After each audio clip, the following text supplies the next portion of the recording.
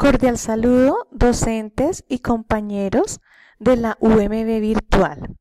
La siguiente es la presentación correspondiente a la actividad 5, Convenciones y Políticas sobre la Educación Inclusiva.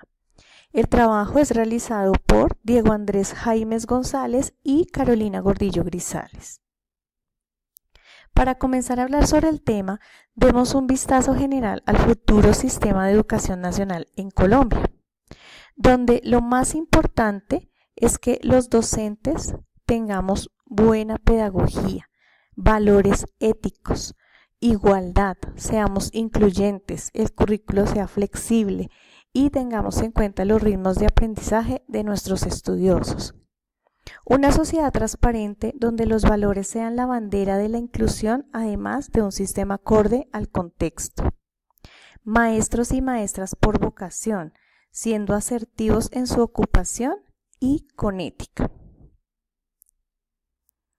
Aquí podemos ver los aspectos más importantes relacionados con la educación inclusiva, como podemos tener presentes los lineamientos generales para la implementación de la Política Pública Nacional de Discapacidad e Inclusión Social en entidades territoriales. El artículo 13 de la Constitución Política de Colombia, que nos habla de los derechos humanos igualitarios. El gobierno colombiano, en cabeza del Ministerio de Salud y Protección Social, como ente rector del Sistema Nacional de Discapacidad y coordinador de la política de discapacidad. En el 2013 se aprobó el documento CONPES, que es del Consejo Nacional de Política Económica y Social, quien define la política de discapacidad. Orientaciones pedagógicas para la atención educativa y estudiantes con discapacidad cognitiva. La Declaración Universal de los Derechos Humanos, la Declaración de Salamanca. La red Juntos es una estrategia de intervención integral y coordinada de los diferentes organismos. En el COMPES del 2010 se habló sobre la Política Nacional de Servicio al Ciudadano. En el 2013 la Política Nacional de Eficiencia Administrativa al Servicio del Ciudadano. En el 2007 se inició el diseño y puesta en marcha del Programa Nacional de Servicio al Ciudadano. Debe haber más oportunidades de crecimiento personal, académico y ocupacional.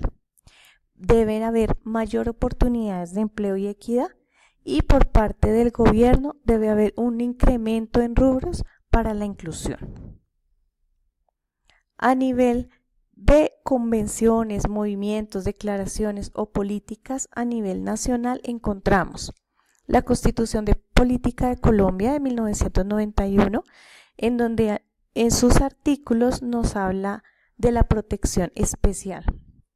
Todo tipo de persona, sin importar su sexo, raza, nivel educativo, alguna limitación o condición, debe tener una protección especial.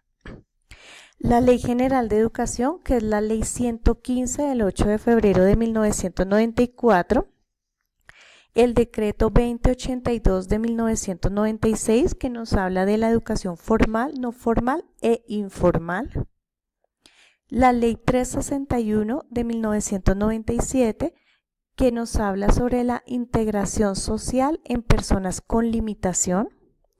El Decreto 3020 del 2002, en donde se plantean la importancia de mejorar las plantas de personal docente y administrativo en la educación estatal. El Decreto 366 de febrero de 2019, en donde se forman los grupos de apoyo pedagógico. La Ley 1364 de julio del 2009, en donde se proclama la Convención de Derechos de las Personas con Discapacidad. A nivel de políticas internacionales, encontramos que en el mundo se han proclamado diferentes declaraciones, cartas, pactos, conferencias, en donde se ha hablado siempre de los derechos humanos, la igualdad, y lo podemos ver en este mapa. donde tenemos en cuenta la equidad e inclusión educativa, dada en el 2014. La UNESCO, que ha proclamado varias conferencias y foros, que ya los vamos a ver más adelante.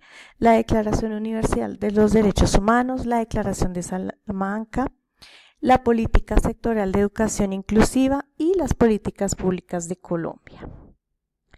Pasando al ámbito internacional, podemos decir que la Carta Internacional de Aplicación de los Derechos Humanos fue dada por la ONU, en donde tenía 3 entes importantes, que era la Declaración Universal de los Derechos Humanos, dada en el artículo 26 de 1948, el Pacto Internacional de Derechos Civiles y Políticos y el Pacto Internacional de Derechos Económicos, Sociales y Culturales. La UNESCO ha tenido durante muchos años diferentes manifestaciones con respecto a la educación. En 1990 se proclamó la Conferencia Mundial de Huntington, en donde es la Declaración para la Educación para Todos.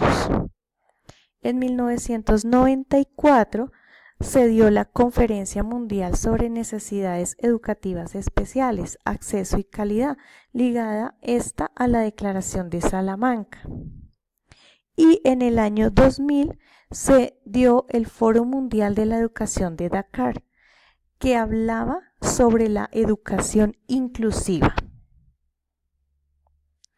A nivel de la Asamblea General de las Naciones Unidas, podemos encontrar que en 1993 se hizo la Declaración y Programa de Acción de Viena, en donde se reconocen los derechos humanos. En 1996 se dio la Resolución 48, que trataba sobre la igualdad de oportunidades a todas las personas, sin importar su condición.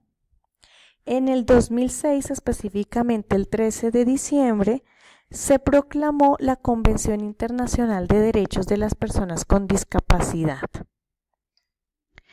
Según la OEA, en 1999 salió la Convención Interamericana para la Eliminación de todas las formas de discriminación contra las personas con discapacidad.